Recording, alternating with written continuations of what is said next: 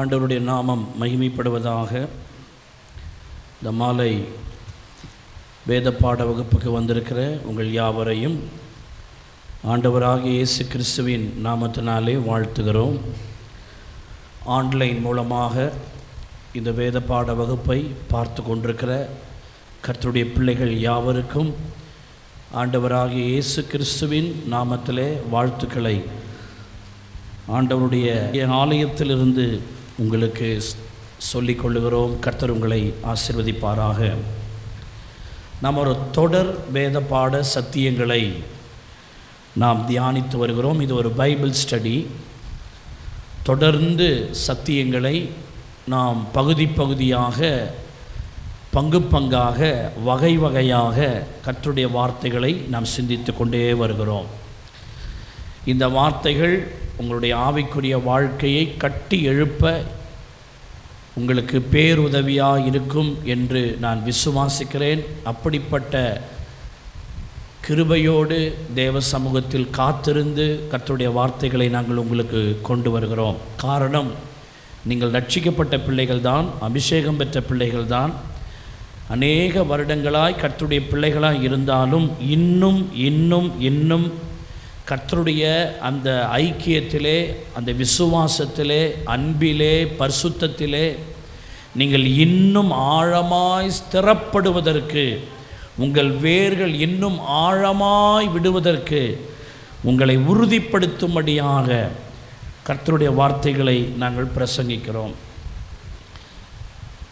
வசனம் சொல்லுகிறது, என் வார்த்தைகளை கேட்டு அவைகளின்படி செய்கிறவன் கன்மலையின் மேல் கட்டின புத்தி உள்ள மனுஷனுக்கு ஒப்பாயிருப்பான். பெருவெள்ளம், பெருமழை, பெரும் காற்று வந்து அந்த வீட்டின் மேல் மோதினாலும், அந்த வீடு கன்மலையாகிய கர்த்தருடைய வார்த்தையாகிய அந்த கன்மலையின் மேல் அந்த வீடு இருக்கிறதினால் அந்த வீடு கீழே விழுவதில்லை. அல்லேலூயா. ஆமாம், கர்த்தருடைய வார்த்தையின் மேலே நம்முடைய வாழ்க்கை இருந்தால் எதுவும் எவரும் நம்மை அசைத்து விடவே முடியாது. அல்லேலூயா. சிலர்லாம் கொஞ்ச நாள் ஆவிக்குரிய வாழ்க்கையில் இருக்கிறாங்க, அதுக்கப்புறம் ஒரு புயல், அதுக்கப்புறம் ஒரு சோதனை, அதுக்கப்புறம் ஒரு கஷ்டம் நஷ்டங்கள் வரும் பொழுது அவங்கெல்லாம் அடிபட்டு போவதற்கு காரணம், வார்த்தையாகிய கன்மலையின் மேல் அவர்கள் தங்கள் வீட்டை கட்டாதிருந்தார்கள். ஏதோ ஆண்டவர் அற்புதம் செய்தார், ஏதோ தேவைகளை சந்தித்தார், கடனை அடைத்தார், வியாதியை சுகமாக்கினார். ஆகவே அவர்கள் அதன் மேலேயே வாஞ்சையாக இருக்கிறார்கள். கர்த்தர் எப்பொழுதும் அவர்களுக்கு அற்புதம் செய்து கொண்டே இருக்க வேண்டும் என்பதிலே இருக்கிறார்கள். வசனத்தில் அவர்கள் கட்டப்படவில்லை. ஆகவே வேறொரு பிரச்சனை வருகிறது, அவர்கள் கீழே விழுந்து போய்விடுகிறார்கள். ஆனால் ஆண்டவர் அற்புதம் செய்கிறார், அதிசயம் செய்கிறார் என்பதெல்லாம் உண்மைத்தான். ஆனால் கர்த்தருடைய சபைக்குள்ளே வந்த பிறகு வசனத்திலே வாழணும், வசனத்திலே கட்டப்படணும், வசனத்தையே பெரிதாக கருதணும். கைகளை தட்டி ஆமேன்னு சொல்லுங்க. அல்லேலூயா. சாலமோனுடைய உடன்படிக்கை பெட்டி, அங்கே அந்த இஸ்ரவேல் ஜனங்கள் அந்த உடன்படிக்கை எல்லாம் பெட்டியெல்லாம் சுமந்து வந்து கடைசியில் சாலமோனுடைய தேவாலயத்தை அந்த உடன்படிக்கை பெட்டி இருந்ததான். நான் ரொம்ப காலங்களுக்கு முன்னே அந்த செய்தியெல்லாம் சொல்லியிருக்கிறேன். கற்பலகைகளை தவிர வேறு ஒன்றும் அந்த உடன்படிக்கை பெட்டியில் இல்லையாம். ஆனால் உடன்படிக்கை பெட்டியில் ஏற்கனவே என்னென்னலாம் இருந்தது? ஆரோனினுடைய துளிர்த்த கோல், மன்னா வைக்கிற பொற்பாத்திரம், அப்புறம் மோசே பெற்ற அந்த 10 கட்டளைகள்லாம் இருந்துச்சு. ஆனால் அருமையானவர்களே, அது கர்த்தருடைய ஆலயத்தில் வந்து வைக்கப்பட்ட போது வேதவசனம் சொல்லுகிறது, கற்பலகைகளை தவிர வேறு ஒன்றும் அதற்குள் என்ன செய்யல, இருக்கல. காரணம் என்னவென்றால், அந்த ஆரோனின் துளிர்த்த கோலும் மன்னா வைக்கிற பொற்பாத்திரங்களும் ஒரு காலகட்டம்தான். ஆனால் கடைசியாக இருப்பது தேவனுடைய வசனம் மட்டும்தான். கைதட்டி கர்த்தரை ஸ்தோத்திரம் பண்ணுங்க. அல்லேலூயா. ஆகவே உங்கள் சிந்தையை நீங்கள் வேறு எதுலேயும் வைக்காமல் நீங்கள் வசனத்தை படிங்க. அந்த வசனத்தில் ஆவியானவர் கற்றுக் கொடுக்கிற சத்தியத்தில் உங்களை உறுதிப்படுத்தி கொள்ளுங்கள். யார் எந்த சூழ்நிலைகளுக்கு நீங்கள் நடத்தப்பட்டாலும் உங்கள் உறுதி கிறிஸ்துவிலே அசையாமல் இருக்கும். அல்லேலூயா. அந்த நோக்கத்துக்கு தான் சபையில் பைபிள் ஸ்டடி வைக்கிறோம், சோத்தரிக்கிறோம். அதனால் இந்த பைபிள் ஸ்டடியை நீங்கள் நல்லா உள்வாங்கணும், நல்லா ஷார்ப்பாக கவனிக்கணும், நல்லா நோட்ஸ் எடுக்கணும். நான் உங்களுக்கு ஒரு வெளிச்சத்தை காட்டுறேன், அந்த வெளிச்சத்துக்குள்ளே நீங்கள் ஒரு வெளிச்சத்தை பார்க்கணும். வசனம் என்பது அது பயங்கரமான ஆழத்திலும் ஆழம் அது. அதனால் நீங்கள் எங்களுக்கு ஆண்டவர் காண்பிக்கிற வெளிச்சத்தை உங்களுக்கு காட்டுறோம், நீங்கள் அதை இன்னும் தியானித்தால் அதில் இன்னொரு வெளிச்சத்தை நீங்கள் பார்க்கலாம். அந்த வெளிச்சம் உங்களுக்கு ஒரு புதிய பாதையை காட்டும். அல்லேலூயா. ஆகவே ஆன்லைன் மூலமாக இந்த சத்தியத்தை கேட்டுக்கொண்டிருக்கிற நீங்களும் அற்புதங்களின் மேலோ தீர்க்க தரிசனங்களின் மேலோ அவைகளின் மேலோ இவைகளின் மேலோ ரொம்ப நாட்டம் கொள்ளாமல் கர்த்தருடைய வார்த்தையில் அதிக உறுதியாக இருப்பீர்களானால் எந்த புரட்டுத்தனமான வார்த்தைகளும் உங்களை புரட்டாது. கைதட்டி கர்த்தரை ஸ்தோத்திரம் பண்ணுங்க. அல்லேலூயா. ஆமாம், அதனால தான் கர்த்தருடைய வசனங்களை அதிகமாக படிக்கணும். இப்போ பாருங்கள், நம்ம வெளிப்படுத்தின விசேஷம் 2ஆம் அதிகாரத்தில் இருந்து 2வது வசனம் 3வது வசனம் மற்றும் 6வது வசனத்தில் இருந்து இந்த வசனங்களெல்லாம் பார்த்தால் எபேசு சபையை ஆண்டவர் பாராட்டி பேசுகிறார். அதிலே ஒரு பாராட்டை பல மாதமாய் தியானித்து கொண்டே இருக்கிறோம். அது என்னவென்றால், நீ சகித்து கொண்டிருக்கிறதை நான் என்ன செய்திருக்கிறேன், அறிந்து கொண்டிருக்கிறேன். ஆன்லைன் மூலமாய் எதர்ச்சியாக இந்த பைபிள் ஸ்டடியை பார்க்க உங்களுக்கு ஒரு சந்தர்ப்பம் கிடைத்திருக்குமே. ஆனால் இதனுடைய தொடர் முந்தின செய்திகள் எல்லாம் MPA சர்ச் பாண்டி என்கிற யூடியூப் சேனலில் இருக்கிறது. அதனுடைய முந்தின செய்திகள் எல்லாம் பார்த்து நீங்கள் பயனடையும்படி உங்களை இயேசுவின் நாமத்தில் கேட்டுக்கொள்ளுகிறேன். அதில் வெளிப்படுத்தல் 2:3 நீ சகித்து கொண்டிருக்கிறதை என்ன செய்திருக்கிறேன், அறிந்து கொண்டிருக்கிறேன். 2 கொரிந்தியர் 11ஆம் அதிகாரம் 20வது வசனத்திலே, ஒருவன் உங்களை சிறையாக்கினாலும் சகித்திருக்கிறீர்களே என்ற வார்த்தையை நாம் சிந்தித்து கொண்டே வருகிறோம். சிறையிருப்பை குறித்து நாம் சிந்தித்து கொண்டு வருகிறோம். போன வாரத்திலே இஸ்ரவேலின் சிறையிருப்பை நாம் சிந்திக்க தொடங்கினோம். இஸ்ரவேல் ஜனங்கள் ஆண்டவர் நல்லா தான் வச்சாரு. ஆனால் அவருடைய மதீனத்தினாலே, பொல்லாத வழிகளின் பக்கமாய் திரும்பினதினாலே, அவர்கள் ஆண்டவரை விட்டு சோரம் போனதினாலே அந்நிய ராஜாக்கள் மூலம் அவர்களை சிறையாக்குவதற்கு கர்த்தரே அவர்களை விட்டுவிட்டார். இப்படி பல சூழ்நிலைகளில் இஸ்ரவேல் ஜனம் சிறையிருப்புக்குள் இருந்தது. அதை குறித்து ஆமோஸ் தீர்க்க தரிசன புஸ்தகம் 9ஆம் அதிகாரம் 14வது வசனம் 15வது வசனம், என் ஜனமாகிய இஸ்ரவேலின் சிறையிருப்பை திருப்புவேன், அவர்கள் பாழான நகரங்களை கட்டி அவைகளில் குடியிருந்து திராட்சை தோட்டங்களை நாட்டி அவைகளுடைய பழரசத்தை குடித்து தோட்டங்களை உண்டாக்கி அவைகளின் கனிகளை புசிப்பார்கள். 15ஆம் வசனம், அவர்களை அவர்கள் தேசத்திலே நாட்டுவேன், நான் அவர்களுக்கு கொடுத்த தேசத்திலிருந்து அவர்கள் இனி பிடுங்கப்படுவதில்லை என்று உன் தேவனாகிய கர்த்தர் சொல்லுகிறார். என் ஜனமாகிய இஸ்ரவேலின் சிறையிருப்பை திருப்புவேன்னு இப்போ கர்த்தர் ப்ராமிஸ் பண்ணுறார், வாக்கு கொடுக்கிறார். அப்படியானால் இஸ்ரவேல் ஜனம் ஏற்கனவே அவர்கள் சிறைப்பட்டு கிடந்தார்கள்.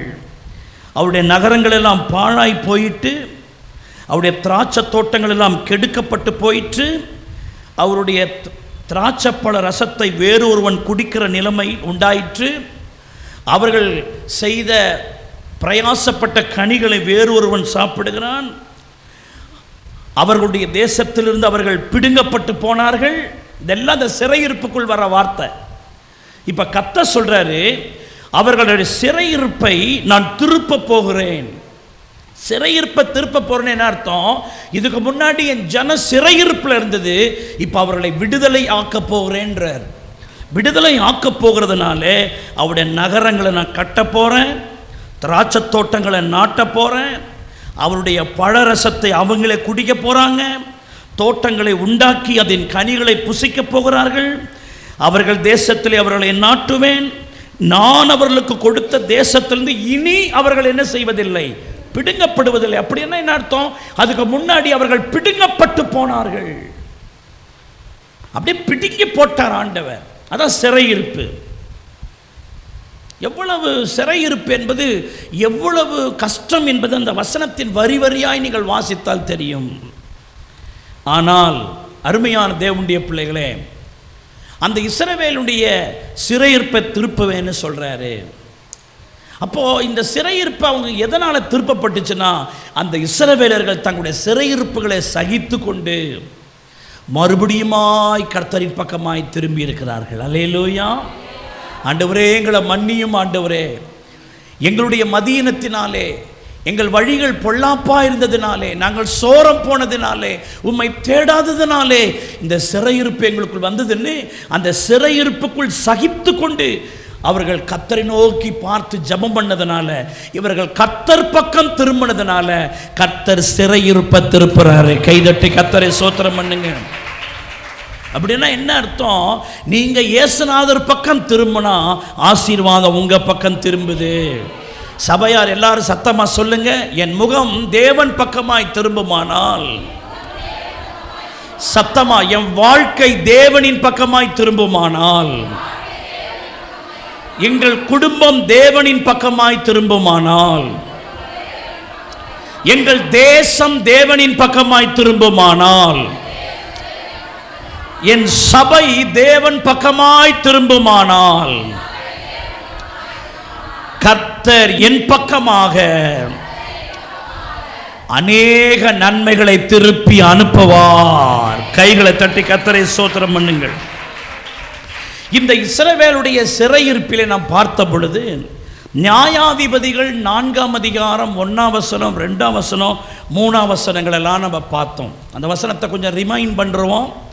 நியாயாதிபதிகள் 4:1, ஏகூத் மரணமடைந்த பின்பு இஸ்ரவேலின் புத்திரர் திரும்ப கர்த்தரின் பார்வைக்கு பொல்லாப்பானதை செய்து வந்தார்கள். அப்போ ஏகூத்துக்கு முன்னாடி நல்லா இருந்தாங்க, அவன் மரணம் அடைஞ்சோடனே வழி மாறிடுச்சு. அடுத்த வசனம், ஆகையால் கர்த்தர் அவர்களை ஆத்சோரில் ஆளுகிற யாபீன் என்னும் கானானியனுடைய ராஜாவின் கையிலே என்ன செய்தார்? விற்று போட்டார். அல்லேலூயா, ஸ்தோத்திரம். அவனுக்கு 900 இரும்பு ரதங்கள் இருந்தது. அவர்கள் இஸ்ரவேலின் புத்திரரை 20 வருஷ கொடுமையாய் ஒடுக்கினார்கள். இஸ்ரவேல் புத்திரர் கர்த்தரை நோக்கி என்ன செய்தார்கள்? முறையிட்டார்கள். ஆமென்னு சொல்லுங்க. அப்போ இதெல்லாம் ஒரு சிறையிருப்பு.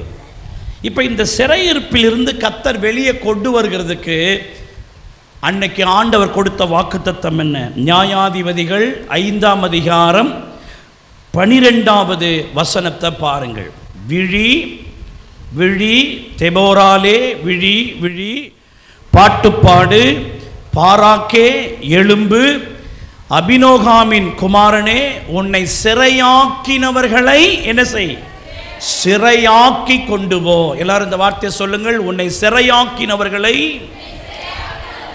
சிறையாக்கி கொண்டு போ. இது யார் சொல்றது? கர்த்தர் சொல்றார். உன்னை யார் சிறையாக்கினார்கள் அவர்களை நீ என்னவாய் கொண்டு போ? சிறையாய் கொண்டு போ. அல்லேலூயா. நம்ம போன வாரத்தில் சிறையாக்கி கொண்டு போ, சிறையாக்கினவர்களை அதை தான் நம்ம பார்த்தோம். யார் யாரெல்லாம் சிறையாக்கினது? கானானியன் என்ற வார்த்தையை நம்ம போன வாரம் பார்த்தோம். யாபீன் என்கிற வார்த்தையை நாம் பார்த்தோம். சிசேரா என்கிற வார்த்தையை நாம் பார்த்தோம். ஆத்சோர் என்கிற வார்த்தையை பார்த்தோம். அது மாத்திரமல்ல, அவர்களுக்கு 900 இரும்பு ரதங்கள் இருந்தது. இதெல்லாம் சிறையாக்கினவர்களுடைய காரியம் என்று நம்ம போன வாரத்தில் பார்த்தோம். ஆமென்னு சொல்லுங்க. அல்லேலூயா. இப்போ அதுக்கு அடுத்த வார்த்தை என்ன? சிறையாக்கி கொண்டு போ. இதுக்கு முன்னாடி நீ சிறைப்படுத்தப்பட்டாய். இப்போ கர்த்தர் சொல்றாரு, உன்னை யார் இதுவரைக்கும் சிறையாக்கினார்களோ நீங்கள் அவர்களை சிறையாக்குங்கள் என்று ஒரு சிலர் கூட்டத்தை பார்த்து சொன்னார். அதில் முதல் கூட்டத்தில் வர ஒரு பாராக், அவரை குறித்து நீங்கள் 3 பாயிண்ட்டை மட்டும் நம்ம சிந்திச்சுட்டு இந்த மெசேஜை முடிக்க போகிறோம். தொடர்ந்து வருகிற வாரங்களில் பார்க்க போகிறோம். உன்னை சிறையாக்கி கொண்டு போ. உன்னை யாரெல்லாம் சிறைப்படுத்தினார்களோ அவளை நீ என்னப்படுத்த போறாய்? இப்பொழுது சிறையாக்க போகிறாய். முதலாவது, ஆண்டவர் அதில் பயன்படுத்தின ஒரு பாத்திரத்தின் பெயர் என்னதுங்க? பாராக். எல்லாரும் சொல்லுங்க அந்த வார்த்தையை, பாராக். அல்லேலூயா. இந்த பாராக்கை குறித்து நியாயாதிபதிகள் 4ஆம் அதிகாரம், நியாயாதிபதிகள் 4ஆம் அதிகாரம் 6வது வசனத்தில் முதல் சில வரிகளை பாருங்கள். அவள் நப்தலியில் உள்ள கேத்சேரில் இருக்கிற அபினோகாமின் குமாரன் பாராக்கை வரவழைத்து. நல்லா இந்த வசனத்தை பாருங்க.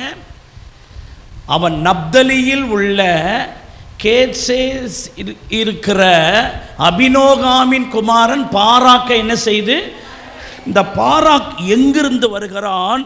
நப்தலியில் உள்ள. எந்த ஊரை சேர்ந்தவன் அவன்? நப்தலி கோத்திரத்தை சேர்ந்தவன் பாராக். எல்லாரும் சொல்லுங்கள், பாராக் நப்தலி கோத்திரத்தை சேர்ந்தவன்.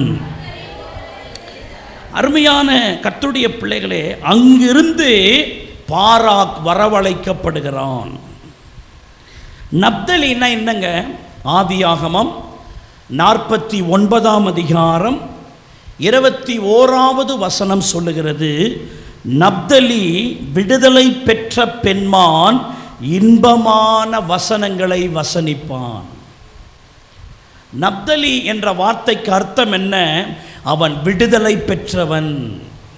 அப்படியானால் முதல் குறிப்பு, இந்த பாராக் யார் என்றால் விடுதலை பெற்றவன். பாராக் என்கிற வார்த்தைக்குள் இருக்கிற ஸ்பிரிச்சுவல் அர்த்தம் என்ன? ஆவிக்குரிய அர்த்தம் என்ன? விடுதலை பெற்றவன். நீங்க விடுதலையோடு இருந்தாதான் சிறைப்படுத்தப்பட்டவங்களை நீங்க விடுதலையாக்க முடியும். நீங்களே சிறைக்குள்ள இருந்தா சிறைக்குள் இருக்கிற ஒரு ஆளை நீங்கள் எப்படி விடுதலை பண்ண முடியும்? நீ கரையில் நின்னாதான் சேத்துல இருக்கிற ஆளை தூக்கி எடுக்க முடியும். நீயும் சேத்துல இருந்து இன்னொரு ஆளும் சேத்துல இருந்து இருந்தா யாரை வெளியே கொண்டு வர்றது? இந்த சிறையிலே அகப்பட்ட இஸ்ரவேல் ஜனங்களை அந்த சிறையிலிருந்து வெளியே கொண்டு வருவதற்கு கர்த்தர் பயன்படுத்தின பாத்திரம் பாராக். பாராக் அடிமைப்பட்டவன் அல்ல, அவன் விடுதலை பெற்ற பெண்மான். இன்றைக்கு இந்த மாலை கூட்டத்தில், இன்றைக்கு இந்த நம்முடைய கிராமங்களிலே, இந்தியாவிலே, பாண்டிச்சேரியிலே ஒவ்வொரு தெருக்களிலேயும் சாத்தானால் சிறைப்படுத்தப்பட்ட மக்கள் உண்டு. இப்படி சிறைப்படுத்தப்பட்ட மக்களை நீங்களும் நானும் நம்முடைய ஜபத்தின் மூலமாக, ஆவியின் நிறைவிதலின் மூலமாக, இயேசு கிறிஸ்துவினுடைய இரத்தத்தை கொண்டு, அபிஷேகத்தை கொண்டு சிறைக்குள் இருக்கிற ஒரு ஆளை வெளியே கொண்டு வர வேண்டுமானால் நீங்களும் நானும் பாராக்கை போல இருக்க வேண்டும். பாராக் என்றால் யார்? அவன் விடுதலை பெற்றவன். அவன் நப்தலி கோத்திரத்தை சேர்ந்தவன். ஆண்டவர் நப்தலி கோத்திரத்தை குறித்து ஆண்டவர் தீர்க்க தரிசனமாய் சொன்னார், அவன் விடுதலை பெற்ற பெண்மான். அருமையான தேவனுடைய பிள்ளைகளே, விடுதலை ஒரு விசுவாசிக்குள் இருக்க வேண்டிய விடுதலை என்ன? நான் விடுதலையானே, நான் விடுதலை பெற்றவன். முதல்ல ஒரு விசுவாசிக்கு பாவத்திலிருந்து விடுதலை பெற்றவளா இருக்கணும்.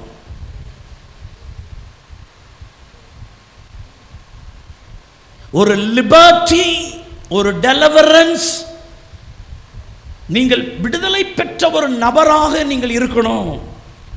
ரோமர் 6ஆம் அதிகாரம் 22ஆம் வசனம் சொல்லுகிறது, இப்பொழுது நீங்கள் பாவத்தினின்று விடுதலையாக்கப்பட்டு, கவனிங்க, பாவத்தினின்று நீங்கள் விடுதலையாக்கப்பட்டு தேவனுக்கு அடிமைகளானதனால் பரிசுத்தமாகுதல் உங்களுக்கு கிடைக்கும் பலன் முடிவோ நித்திய ஜீவன்.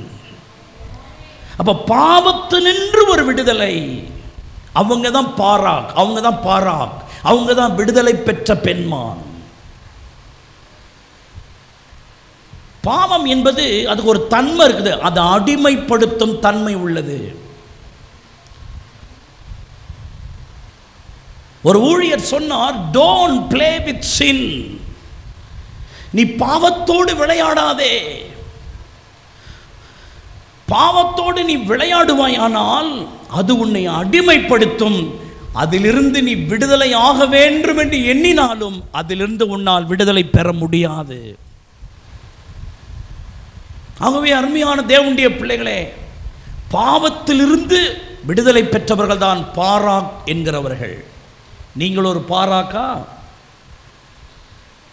நீங்கள் விடுதலை பெற்றவர்களாக இருந்தால்தான் நீங்கள் அநேக சிறைப்பட்ட மக்களை என்னவாக்க முடியும்? விடுதலையாக்க முடியும். ஆண்டவர் யூஸ் பண்ண இன்ஸ்ட்ருமெண்ட்ல இந்த பாராக் வர்றார். இந்த பாராக்கையே ஆண்டவர் கூப்பிடுறாரு. அந்த நப்தலியில் இருந்து அந்த பாராக் ஏன் வரவழைக்கப்படுகிறான்? அவன் விடுதலை பெற்றவன். கைதட்டி கர்த்தரை ஸ்தோத்திரம் பண்ணுங்க. அல்லேலூயா. அவனுக்கு அந்த பாவத்திலிருந்து விடுதலை பெற்றவன். உங்களுக்கு எனக்கு இருக்கா? இந்த செய்தியை எங்கும் இருந்து கேட்டுக்கொண்டிருக்கிற சகோதரனே, சகோதரியே, பாவத்தினின்று உனக்கு விடுதலை உண்டா? நீங்கள் விடுதலை பெற்றவர்கள் தானா? வசனம் சொல்லுகிறது, குமாரன் உங்களை விடுதலையாக்கினால் மெய்யாகவே நீங்கள் விடுதலை ஆவீர்கள். ஆவியானவர் எங்கு உண்டோ அங்கு என்ன உண்டு? விடுதலை உண்டு. இயேசு கிறிஸ்து பாவத்திலிருந்து விடுதலை தருகிறார். ஆவியானவர் பாவத்திலிருந்து விடுதலை தருகிறார். ஆகவே இந்த உலகத்தில் உண்மையான விடுதலை கொடுக்கிற யாருமே இல்லை. விடுதலை கொடுக்கிற ஒரே தெய்வம் நான் பிரசங்கிக்கிற இயேசு கிறிஸ்து மாத்திரமே. அல்லேலூயா.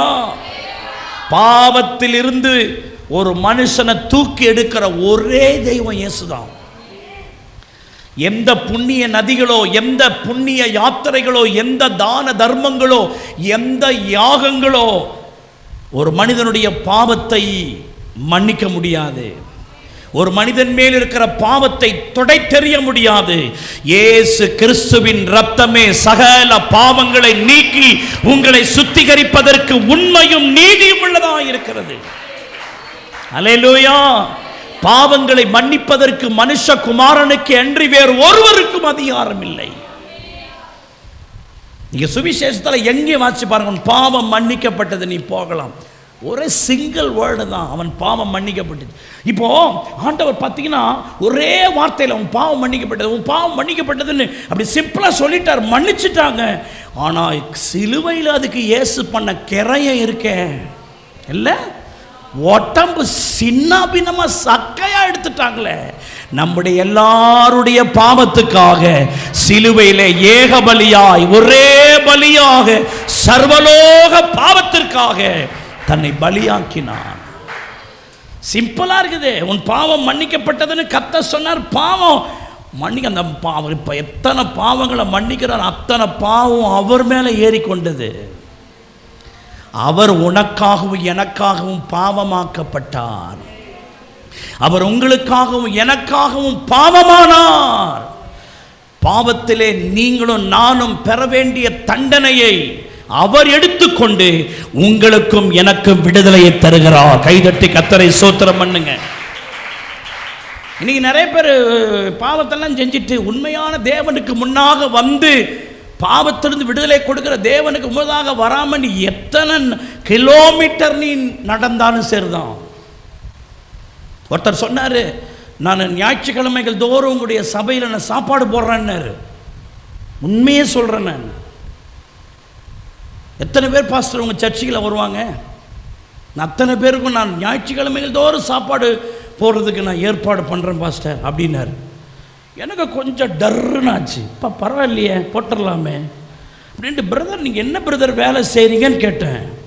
பாண்டிச்சேரியில் நிறைய சாராயத்தை டெண்டர் எடுத்து தொத்திரம் அதை விநியோகிக்கிறார். ஊர்தாலியெல்லாம் அறுத்து அந்த பணத்திலே அவர் கொடுக்குற சாப்பாடை கொடுத்து எல்லாரும் அந்த சாபத்துக்கு ஆளாகி மாறுறதா. எப்போ அந்த சோறு போடுற வேலை எங்களுக்கு வேண்டாம், அந்த காசு எனக்கு வேண்டாம். மனசில் நீயும் காசும் நாசமாக போவேன்னு சொல்லலை, அவரை ரட்சியும் ஆண்டவரே அப்படித்தான். அல்லேலூயா. ஒரு அம்மா சாராய பாட்டில் கொடுத்து இது இயேசுவின் ரத்தன்னு ஜெபிச்சு கொடுங்கன்னு கேட்டுச்சு. எதுக்குமான்னு கேட்டேன். இதை குடிச்சு அதுக்கப்புறம் அந்த ஆள் குடிக்கவே கூடாது, ஏன் தண்ணியை கொடு, அதை நான் ஜெபிச்சு தரேன்.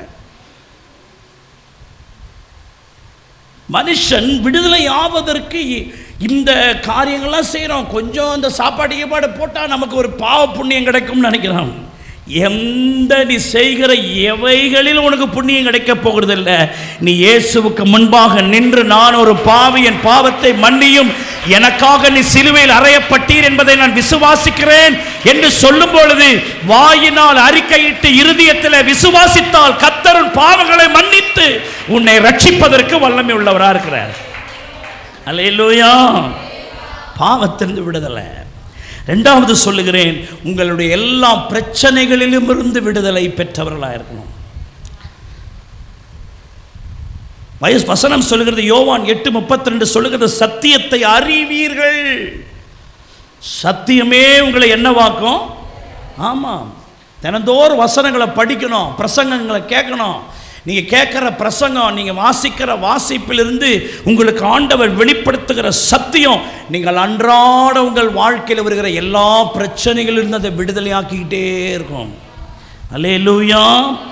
அப்போஸ்தலர் 7:10 பாருங்க, எல்லா உபத்திரவங்களிலும் இருந்து விடுதலை. சங்கீதம் 34:19 துன்பங்களிலிருந்து விடுதலை. சங்கீதம் 54:7 எல்லா நெருக்கங்களிலும் இருந்து விடுதலை.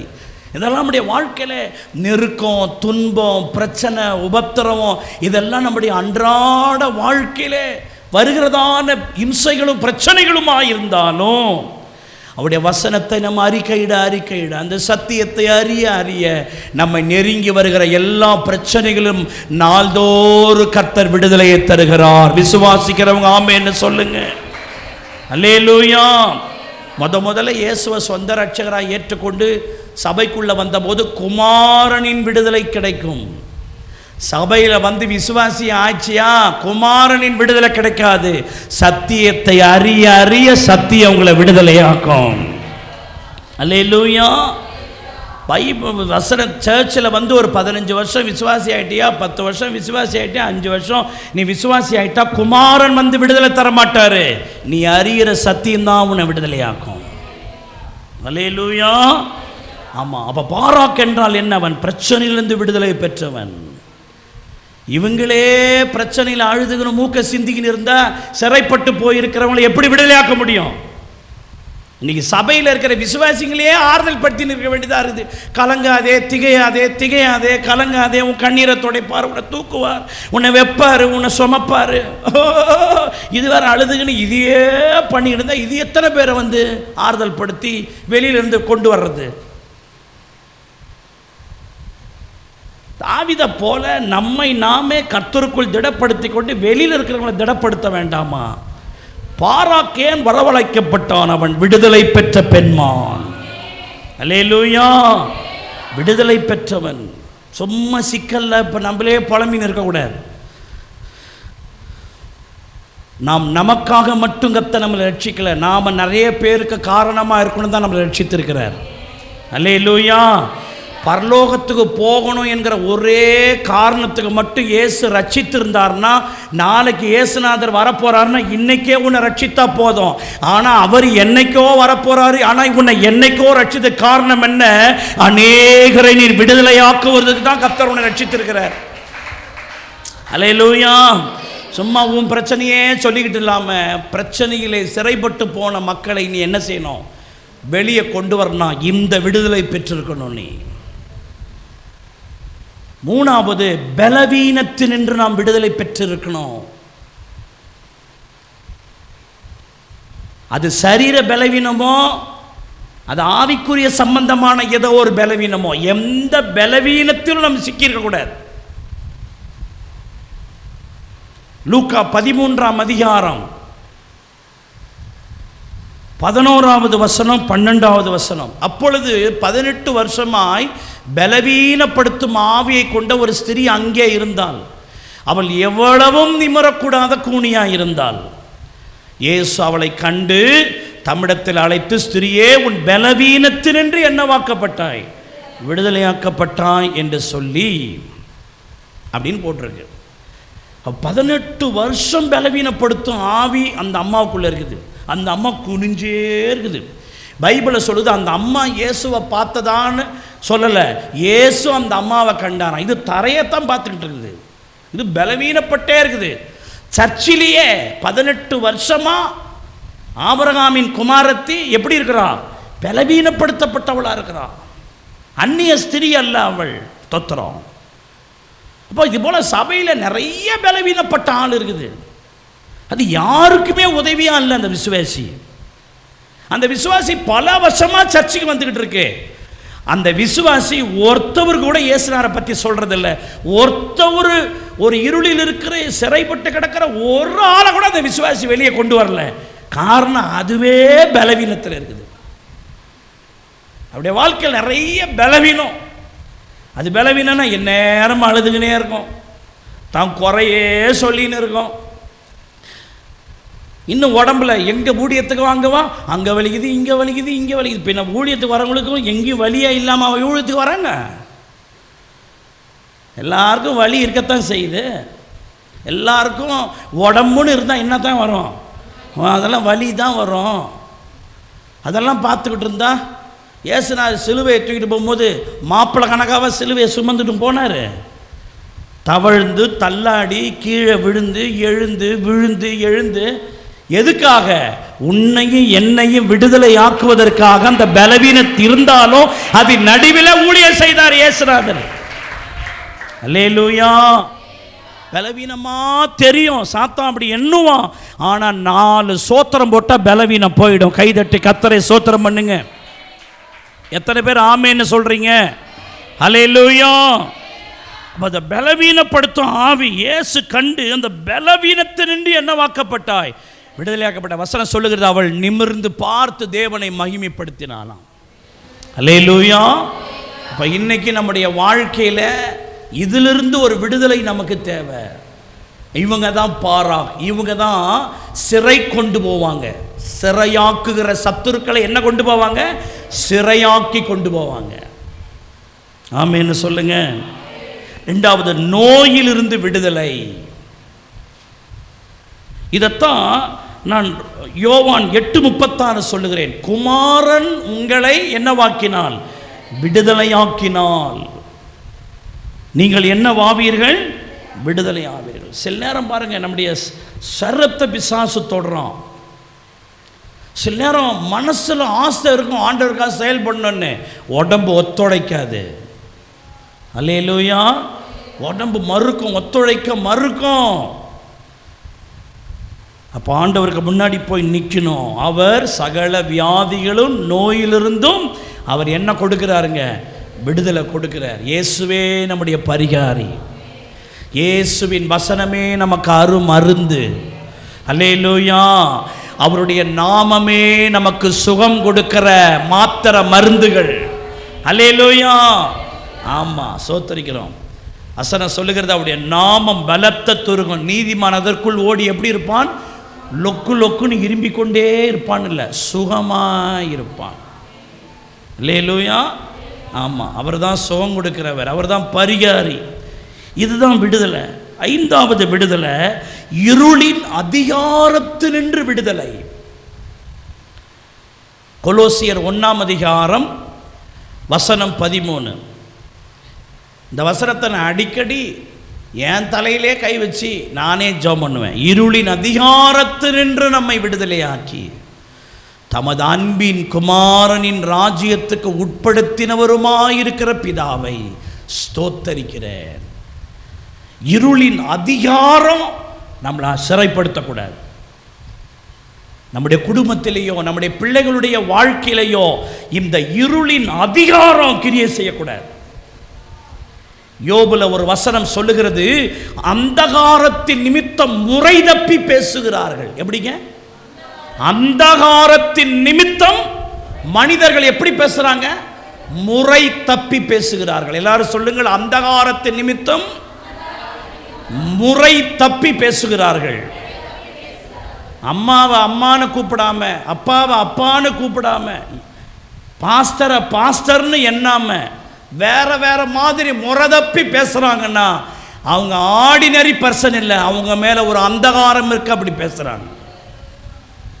அந்தகாரத்தின் நிமித்தம் முறையாய் பேசாமல் எப்படி பேசுவதுங்க? முறை தப்பி பேசுவது. சில அந்தகாரங்கள் பாருங்க, நம்ம ஜபம் அங்கே போகாமல் அவர் தர ஆசீர்வாதம் இவன்கிட்ட வராமல் இவனுக்கும் இயேசுவுக்கும் நடுவில் ஒரு அந்தகாரம் இருக்கும்.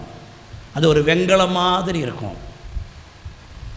எந்த அந்தகாரமோ எந்த இருளோ நம்முடைய வாழ்க்கையில் இருக்கக்கூடாது. அதிலிருந்து விடுதலை உண்டாயிருக்கணும். அல்லேலூயா. வெளிச்சம் உண்டாக்கடவது என்றார், வெளிச்சம் உண்டாயிற்று. அருமையான தேவனுடைய பிள்ளைகளே, இவ்விதமாய் விடுதலை பெற்றவன்தான் விடுதலையை கூற முடியும். பரிசுத்தம் உள்ளவன்தான் பிறரை என்னப்படுத்த முடியும்? பரிசுத்தப்படுத்த முடியும். நித்திய ஜீவனை அனுபவிப்பவன் தான் பிறரை நித்திய ஜீவனுக்குள் என்ன செய்ய முடியும்? நடத்த முடியும். மாம்சம் மாம்சத்தை தான் உருவாக்கும். ஆவிக்குரியவனே ஆவிக்குரிய சந்ததியை பிறப்பிப்பான். ஈசாக்கின் மூலம்தான் ஒரு இஸ்ரவேல் எழும்ப முடியுமே ஒழிய ஒரு இஸ்மவேலின் மூலம் ஆவிக்குரிய சபை எழும்பாது. நான் என்ன சொல்ல வருகிறேன்? ஆனால் நான் விடுதலையை பெற்றவனாயிருந்தால் தான் அநேகருடைய விடுதலைக்கு நான் காரணமாக இருக்க முடியும். இந்த சத்தியத்தை விசுவாசிக்கிறவர்கள் கைகளை தட்டி கர்த்தரை ஸ்தோத்திரம் பண்ணுங்க. அல்லேலூயா. கைதட்டி பாடலாமா? விடுதலை நாயகன் வெற்றியை தருகிறார், என்னக்குள்ளே இருக்கிறார், என்ன ஆனந்தம். விடுதலை நாயகன் வெற்றியை தருகிறார், எனக்குள்ளே இருக்கிறார், என்னே ஆனந்தம். அவர் அன்பின் அபிஷேகத்தால் என்னை நிரப்பி நடத்துகின்றார். அவர் அன்பின் அபிஷேகத்தால் என்னை நிரப்பி நடத்துகின்றார். சாத்தானின் வலிமை வெல்ல, சாத்தானின் வலிமை வெல்ல அதிகாரம் எனக்கு தந்தார், அதிகாரம் எனக்கு தந்தார். விடுதலை நாயகன் வெற்றியை தருகிறார், எனக்குள்ளே இருக்கிறார், என்ன ஆனந்தம். இப்போ இந்த பாராக்க ஏன் நப்தலியிலிருந்து வரப்பண்ணார்னா, அவன் விடுதலை பெற்ற பெண்மான். நீங்கள் விடுதலையாக இருந்தால் தான் அநேகரை எதிர நடத்த முடியும். ஆமாம். இப்போ பாருங்க, 2 பேதுருவின் புஸ்தகம் 2ஆம் அதிகாரம் 19ஆம் வசனம் திரையில் போடுவாங்க, அதை கொஞ்சம் கவனிச்சு பாருங்க. தாங்களே கேட்டுக்கு அடிமையாயிருந்தும், நல்ல அந்த வார்த்தை கொஞ்சம் கவனிங்க. தாங்களே கேட்டுக்கு என்ன இருக்கிறாங்க? அடிமையா இருந்தோம். அவர்களுக்கு சுயாதீனத்தை வாக்கு தத்தம் பண்ணுகிறார்கள். எப்படி இருக்குது பாருங்க. இவங்களே அடிமையா இருக்கிறாங்க, இவங்களே உருப்படலை, இவங்களே மாற்றப்படலை, இவங்களே கேட்டுக்கு அடிமையா இருக்கிறாங்க, பாவத்துக்கு அடிமையா இருக்கிறாங்க. ஆனால் இவங்கவோ வாக்கு தத்தம் சொல்றாங்க. இதான் மாய்மாலம் பண்ணுகிற பரிசேயர்கள். இவங்களுக்கே விடுதலை இல்லை, ஆனால் நிறைய பேருக்கு விடுதலை பற்றி பிரசங்கம் பண்ணுறாங்க. கர்த்தர் உன்னை வாளாக்குவார், தலையாக்குவார், நீ கீழாவாய், நீ மேலாவாய்ன்னு எல்லாருக்கும் கண்ணீரை துடைப்பார். உன் பிரச்சனை இவருக்கு ஊர்பட்ட பிரச்சனை இருக்குது.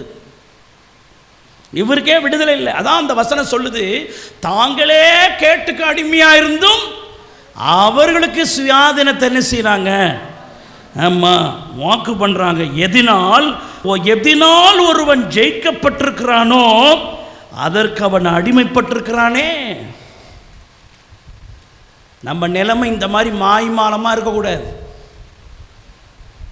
உண்மையிலே விடுதலை பெற்றவனா நம்ம இருக்கணும். உனக்கே விடுதலை இல்லை, நீ இன்னொருத்தவனுக்கு விடுதலை எப்படி சொல்ல முடியும்? நான் சின்ன வயசில் ஒரு பிரதர் தன்னுடைய கடைக்கு வந்த இன்னொருவருக்கு சத்தியத்தை சொல்றார். இயேசு நல்லவர், இயேசு உன் வாழ்க்கையில் அற்புதம் செய்வார், உன் பிரச்சனைகளாம் நீக்குவார் அப்படின்னு ஒரு பிரதர் இன்னொரு பிரதர்கிட்ட சொல்கிறார். ஆனால் சொல்கிற பிரதரு கிழிஞ்சு போன கால் சட்டையும் அழுக்கான கைகளும், அவரை பார்க்குறதுக்கே ஒரு பரிதாபமாக இருக்குது. அப்போ டக்குன்னு அந்த சத்தியத்தை கேட்டவன் சொன்னான், முதல்ல நீ மாறியா, அதுக்கப்புறம் நீ சொல்கிற இயேசு அப்புறம் பற்றி பேசுவோன்ட்டு போயினேன்ட்டான். இது தப்போ ரைட்டோ வேற ஒரு விஷயம். ஆனால் இன்னொரு விதத்தில் பார்த்தீங்கன்னா அவர் அவ்வளவு சிறுமையிலிருந்து இயேசுனாரை பற்றி சொல்கிறார். அது ஒரு கோணமாக இருந்தாலும் பார்க்குறவன் என்ன நினைக்கிறான், நீ இயேசுனாரை பற்றி இப்படிலாம் சொல்கிற, முதல்ல நீயே மாற்றப்படாமல் இருக்கிறியே, இதுக்கே இப்படியானா உள்ளத்துக்குள்ள பாருங்க, சிலர் விடுதலையே இல்லாமல் இருக்கிறாங்க, ஆனால் மற்றவங்களுக்கு விடுதலையை பற்றி பேசுகிறாங்க. சாத்தியப்படுமா? அந்த பிரசங்கம் இன்னொரு ஆளை விடுதலை ஆக்குமா? உங்கள் இருதயத்திற்கே இந்த செய்தியை நான் விட்டுடுறேன். இந்த செய்தியை நினைச்சு பாருங்க. நப்தலி விடுதலை பெற்ற பரிசுத்தமானா இருந்தபடினால்தான் அந்த கோத்திரத்திலிருந்து வந்த பாராக்கின் மூலம் சிறையிருப்பை தேவன் மாற்றினார். கைதட்டி கர்த்தரை ஸ்தோத்திரம் பண்ணுங்க.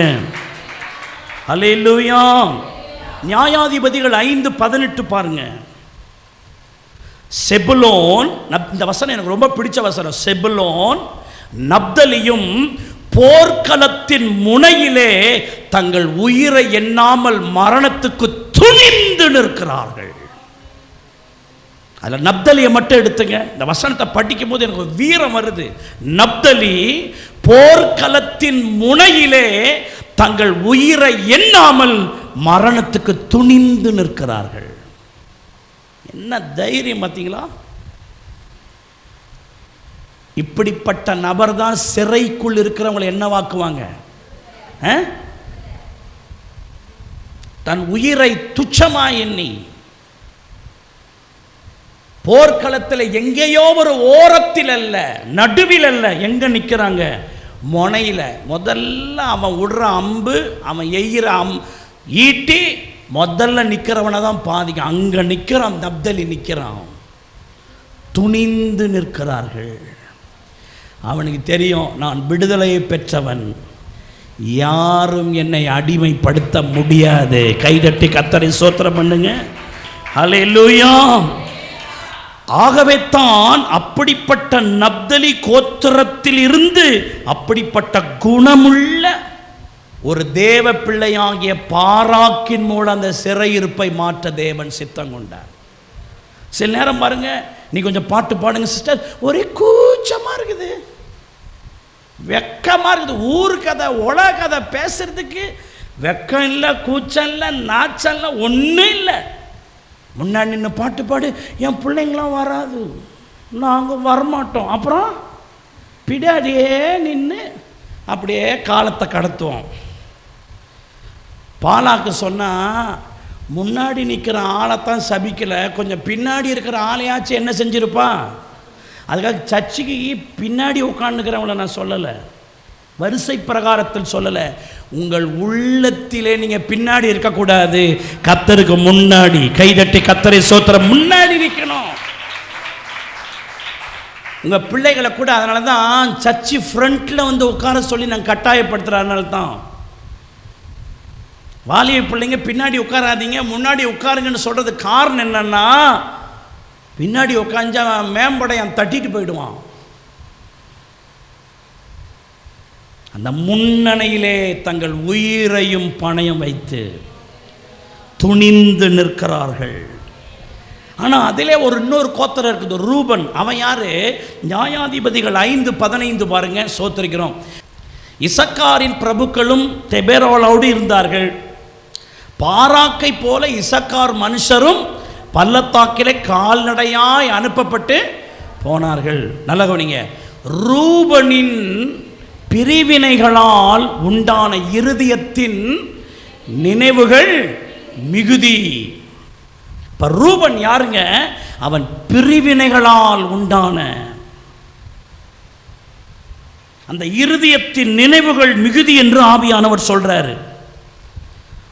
மந்தைகளின் சத்தத்தை கேட்க தொழுவங்களின் நடுவே அவன் இருந்து விட்டான். ரூபனின் பிரிவினைகளால் மனோவிசாரங்கள் மிகுதி என்று கர்த்தர் பேசுகிறார். ஆனால் நப்தலி அப்படி அல்ல. எங்க போய் நிற்கிறான்? முன்னாடி. காரணம் என்ன தெரியுமா? அவன் விடுதலை பெற்ற பெண்மான். தேவப்பிள்ளையே, உங்கள் சபையின் ஊழியங்களில் நீங்கள் எப்படி பங்கெடுக்கிறாய்? நப்தலி போல முழு பலத்தோடு உன் மெய்ப்பனோடு சேர்ந்து சபையின் சிறையிருப்பை மாற்றப் போகிறீர்களா? அல்லாவிட்டால் உங்கள் தொழில், உங்கள் வியாபாரம், உன் குடும்ப காரியம் என்று உங்கள் வீட்டிலே முடங்கி கிடக்கப் போகிறீர்களா? கர்த்தர் உங்களுக்கு கொடுத்த குடும்பத்தை, சபையை அந்நியன் சிறைப்படுத்தி விடாதபடிக்கு முன்னணியிலே நிற்கிற நப்தலியாய், விடுதலை பெற்ற பெண்மானாய் நீங்கள் இருக்கணும். உங்க வீட்டில் இருக்கிற ஒவ்வொருவரும் உங்க வீட்டுக்கு அப்படி பாதுகாப்பு கொடுக்கணும். ஏய், என்னை தாண்டி தான் நீ உள்ளே போக முடியும். நான் ஜெபிக்கிறேன், உபவாசிக்கிறேன், கர்த்தரை தேடுறேன். என்னை தாண்டி என்ன செஞ்சிடக்கூடாது? என் வீட்டுக்குள்ள ஒன்றும் வந்துடக்கூடாது. அந்த நிற்கிறான் பாருங்க நப்தலி, திறப்பிலே நிற்கவும், தேசத்தை காக்கவும், சுவரையும் அடைக்கவும் தக்கதாக ஒரு மனுஷனை தேடினேன், ஒரு மனுஷனையும் காணேன். அதாங்க அந்த நப்தலியை வரவழைச்சார். ரெண்டாவது பாயிண்ட்டை மட்டும் சொல்லி இந்த செய்தியை முடிக்கிறேன். நப்தலியினுடைய ரெண்டாவது அர்த்தம், நப்தலி அந்த கோத்திரத்தின் அர்த்தத்தை நான் சொன்னேன். பாராக் நப்தலி கோத்திரத்தை சேர்ந்தவன். நப்தலின்னா அதனுடைய சிறப்பை சொன்னேன். விடுதலை பெற்றவன், போர்க்களத்தின் முனையிலே தங்கள் உயிரையும் துச்சமாக எண்ணி துணிந்து நிற்கிறவர்கள். ஆனால் பாராக் என்கிற வார்த்தைக்கு அர்த்தம் மின்னலை போன்றவன் அர்த்தம். பாராக்னு என்ன அர்த்தம்? மின்னலை போன்றவன். மின்னல் உண்டாகும் போது பல கோடி சக்தி வாய்ந்த மின்சாரம் உண்டாகி மறைகிறது என்று விஞ்ஞானிகள் சொல்லுகிறார்கள். அதனால்தான் அதை கண்களால் பார்க்க முடியாத அளவுக்கு வெளிச்சமாய் மின்னலாய் அது பிரகாசிக்கிறது. கண்ணில் பார்க்கவே முடியாது, கண்ணே கூதாயிடும். அதே போல ரட்சிக்கப்பட்ட அனைவரும் வெளிச்சத்தின் பிள்ளைகளாய் இருக்க வேண்டும். நாம் இரவுக்கும் இருளுக்கும் உள்ளானவர்கள் அல்ல. எல்லாரும் சொல்லுங்கள், நாங்கள் வெளிச்சத்தின் பிள்ளைகளாய் இருக்கிறோம். எல்லாம் சொல்லுங்க, நாங்கள் இரவுக்கும் இருளுக்கும் உள்ளானவர்கள் அல்ல. அல்லேலூயா. அருமையான தேவனுடைய பிள்ளைகளே, இருளும் இரவும் அந்தகாரத்தின் கிரியை காட்டுகிறது. வெளிச்சமும் மின்னலும் பரிசுத்த கிரியையை காட்டுகிறது. மின்னல் எதை காட்டுதுங்க? பரிசுத்தத்தை காட்டுது.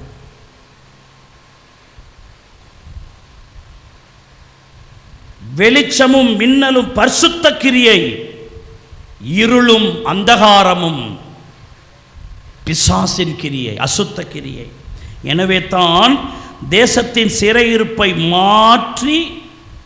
மாற்ற பாராக் என்கிற ஒரு பரிசுத்தமான தேவன் தெரிந்து கொண்டார். அவன் மின்னலை போன்றவன். அதில் ஒரு துளி இருளும் அந்தகாரமும் இல்லாத ஒன்றுதான் மின்னல். கொலோசியர் 1:12 கவனிங்க, ஒளியில் உள்ள பரிசுத்தவான்கள். அப்போ ஒளியில் இருக்கிறவங்க யாருங்க? பரிசுத்தவான்கள் எங்க இருக்கிறாங்க? ஒளியில் இருக்கிறாங்க. ஒளி யாரு? பரிசுத்தவான்கள். ஒளியில் உள்ள பரிசுத்தவான்களுடைய சுதந்திரத்தில் பங்கடைவதற்காக நம்மை தகுதியாக்கும்படிக்கு, ஒளியில் உள்ள பரிசுத்தவான்களின் சுதந்திரத்தில் பங்கடைவதற்கு நம்மை தகுதியாக்கும்படி இருளின் அதிகாரத்தினின்று என்னை விடுதலையாக்கி தமது அன்பின் குமாரனுடைய ராஜ்யத்துக்கு. எல்லாரும் உங்களுடைய வலது கையை உங்களுடைய நெஞ்சு மேலே வச்சுக்கிட்டு நான் சொல்கிறத சொல்லுங்க. ஆண்டவரே, நான் இருளும் அந்தகாரத்தின் பிள்ளையாக இருக்கக்கூடாது. நான் வெளிச்சமும் பரிசுத்தமும் மின்னலுக்குரிய பிள்ளையாக நான் இருக்க வேண்டும். சொல்லுங்க, ஒளியில் உள்ள பரிசுத்தவான்களுடைய சுதந்திரத்திலே பங்கடைவதற்கு என்னை தகுதியாக்கும்படிக்கு இருளின் அதிகாரத்தினின்று என்னை விடுதலையாக்கி தமது அன்பின் குமாரனுடைய ராஜ்யத்திற்கு என்னை உட்படுத்தினவருமாயிருக்கிற பிதாவை ஸ்தோத்தரிக்கிறேன். கைகளை தட்டி கர்த்தரை ஸ்தோத்திரம் பண்ணுங்க. ஸ்தோத்தரிக்கிறேன். ஹல்லேலூயா. ஆகவே ஒளியில் உள்ளவர்களே பரிசுத்தவான்கள். அந்த ஒளி மின்னல்லாம் ஒன்று தான். அந்த ஒளியில் உள்ளவங்க பரிசுத்தவான். அப்போ பாராக்கியார் அவன் ஒரு பரிசுத்தவான். ஆனால் தான் அவங்கள கொண்டு கர்த்தர் கிரியை நடப்பிக்கிறார். தேவ பிள்ளைகளே, தேசத்தின் சிறையிருப்பை மாற்றும் தேவ ஜனமும் தேவ ஊழியரும் பரிசுத்தவான்களாய் காணப்பட வேண்டும் என்று கர்த்தர் விரும்புகிறார். ஏனென்றால் அவர்களே சிறையிருப்பை மாற்றக்கூடியவர்கள். அவர்கள்தான் பாராக். அல்லேலூயா. இப்போ பாராக்னா யாருங்க? அவர்கள் விடுதலை பெற்றவர்கள். இந்த நப்தலின்னா தங்களுடைய உயிரை கூட அற்பமாக எண்ணி அந்த யுத்த முனையிலே முன்னணியிலே துணிந்து நிற்கிறார்கள். அதான் பாராக்கு. பாராக் என்கிற வார்த்தைக்கு அர்த்தம் என்ன? மின்னலை போன்றவன். அதான் வசனம் சொல்லுகிறது, ஜீவ வசனத்தை பிடித்து கொண்டு சுடர்களைப் போல பிரகாசிக்கிறார்கள். நட்சத்திரங்களைப் போல நம்ம பிரகாசிக்கணும். ஆகாய மண்டலத்தில் உள்ள நட்சத்திரங்களைப் போல பிரகாசிக்கிறார் என்ற வார்த்தை சொல்லுதே, அந்த மாதிரி நம்முடைய பிரகாசம் இருக்கணும். ஆமென். ஹல்லேலூயா. அப்போ இதுக்கு முன்னாடி அந்த சிறையாக்கினவர்கள் யாருன்னு பார்த்தோம். அப்படி இஸ்ரவேல் ஜனங்கள் அந்த சிறையிலிருந்து வெளியே கொண்டு வரது யார் என்று பார்க்கும்போது பாராக்கை குறித்து இன்றைக்கு 2 காரியம் பார்த்திருக்கிறோம். நாம் எல்லாரும் எழுந்து நிற்போம். ஆண்டவரே, நாங்கள் சிறையிலிருந்து விடுதலையாக்கப்பட்டவர்கள் மட்டுமல்ல, அநேக சிறைக்குள் இருக்கிற மக்களை நாங்கள் வெளியே கொண்டு வருகிற பாராக்குகளாய் எங்களை மாற்றும். எங்களை பாராக்குகளாய் மாற்றுவீராக. ஹல்லேலூயா. எல்லாரும் வேகமாக எழுந்து நிற்கலாம். Praise the Lord. ஆண்டவருடைய சமூகத்திலே நம்மை தாழ்த்தி ஹல்லேலூயா. ஆண்டவரே, மை துதிக்கிறோம். இதோ எங்களை ஒப்பு கொடுக்கிறோம் ஆண்டவரே. இதோ எங்களை தாழ்த்துகிறோம் ஆண்டவரே. நன்றி நிறைந்த இருதயத்தோடு கூட நாங்கள் உம்மை ஸ்தோத்திரிக்கிறோம் ஆண்டவரே. ஹல்லேலூயா. ஆன்லைன் மூலமாக எங்களோடு இணைந்திருக்கிற நீங்களும் எழுந்து நின்றோ அல்லது முழங்கால் படியிட்டோ இந்த கடைசி நேரத்தில் ஹல்லேலூயா இன்றைக்கு 2 காரியங்களை பார்த்தோம். பாராக் விடுதலை பெற்றவன். ஹல்லேலூயா. அந்த விடுதலை பெற்றவங்க தான் மற்றவங்களை விடுதலையாக்க முடியும். நாமளே அடிமைப்பட்டு கிடந்தா எப்படி மற்றவர்களை நாம் கர்த்தருக்குள்ளே நடத்த முடியும்? ஆண்டவரே, எந்த அடிமைத்தனமும் எனக்குள் இருக்கக்கூடாது. நான் எல்லாவற்றிலிருந்து விடுதலை பெற்றவன் என்கிற அந்த கிருபை எனக்குள் உண்டாகட்டும் ஆண்டவரே. அல்லேலூயா. யுத்த களத்திலே முன்னணியிலே நிற்கிறதான அந்த நப்தலியின் கோத்திரத்தாராய் எங்களை மாற்றும். ஒளியில் உள்ள பரிசுத்தவான்களுக்கு அடையாளமாய் இந்த பாராக் இருக்கிறார். அல்லேலூயா. பாராக் என்றால் என்ன? அவன் மின்னலை போன்றவன். மின்னலுக்குள்ளே இருளோ அந்தகாரமோ துளியளவும் இல்லை. அவர்களே கர்த்தரால் பயன்படுத்தப்படும் பரிசுத்தவான்கள். அவர்களே அநேகரை சிறையிருப்புக்குள்ளிருந்து வெளியே கொண்டு வருகிறவர்கள். இப்படிப்பட்ட பாராக்காக எங்களை மாற்றும்படி இதோ எங்களை அர்ப்பணிக்கிறோம் என்று சொல்லி கைகளை தட்டி கர்த்தரை ஸ்தோத்திரம் பண்ணுங்க. எல்லாரும் சத்தத்தை உயர்த்துங்கன்னு சொல்றேன். நல்ல கைகளை தட்டுங்க, சத்தத்தை உயர்த்துங்க. ரபா ஷிகாலா தானமா ரமா ஷிகாதாரலா ரபா ஒப்பு கொடுக்கிறோம். ஹல்லேலூயா. சீரச்சாலை கதவுகள் திறந்திடுமே துதிக்கின்ற வேளையிலே. சீரச்சாலை கதவுகள் திறந்திடுமே துதிக்கின்ற வேளையிலே. கடுமையான சூழ்நிலையோ கடுமையான சூழ்நிலையோ மாறிடும் துதிக்கும் போது. கடுமையான சூழ்நிலையும் மாறிடும் துதிக்கும் போது. சேர்ந்து பாடுவோம். துதிக்கின்றோம் துதி பாடல் பாடி தூயாதி தூயவரே. துதிக்கின்றோம் துதி பாடல் பாடி தூயாதி தூயவரே. கோடி ஸ்தோத்திரம் ஸ்தோத்திரம் ஸ்தோத்திரமே என்னாலும் துதி துதியே. ஸ்தோத்திரம் ஸ்தோத்திரம் ஸ்தோத்திரமே என்னாலும் துதி துதியே. துதிக்கின்றோம் துதி பாடல் பாடி தூயாதி தூயவரே.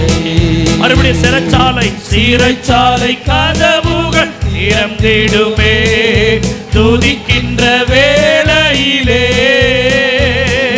சீரச்சாலை கதவுகள் திறந்திடுமே துதிக்கின்ற வேளையிலே. கடுமையான சூழ்நிலையும் கடுமையான சூழ்நிலையும் மாறிடும் துதிக்கும் போது. கடுமையான சூழ்நிலையும் மாறிடும் துதிக்கும் போது. சேனைகள் சிதறிய ஓடிடுமே துதிக்கின்ற வேளையிலே. சேனைகள் சிதறிய ஓடிடுமே துதிக்கின்ற வேளையிலே. யோசபாத்தின் சூழ்நிலையோ யோசபாத்தின் சூழ்நிலையோ மாறிடும் துதிக்கும் போது. யோசபாத்தின் சூழ்நிலையோ மாறிடும் துதிக்கும் போது. துதிக்கின்றோம் துதி பாடல் பாடி தூயாதி தூயவரே. துதிக்கின்றோம் துதி பாடல் பாடி ஆமென் தூயாதி தூயவரே. கோட்டையும் குப்பையும் மேடாகுமே துதிக்கின்ற வேளையிலே. கோட்டையும் குப்பையும் மேடாகுமே துதிக்கின்ற வேளையிலே. எரிகோ போன்ற சூழ்நிலையோ எரிகோ போன்ற சூழ்நிலையோ மாறிடும் துதிக்கும் போது. அல்லேலூயா. எரிகோ போன்ற சூழ்நிலையோ மாறிடும் துதிக்கும் போது. அல்லேலூயா. துதிக்கின்றோம் துதி பாடல் பாடி தூயாதி தூயவரே. துதிக்கின்றோம் துதி பாடல் பாடி அல்லேலூயா தூயாதி தூயவரே. சீரச்சாலை கதவுகள் திறந்திடுமே துதிக்கின்ற வேளையிலே. சீரச்சாலை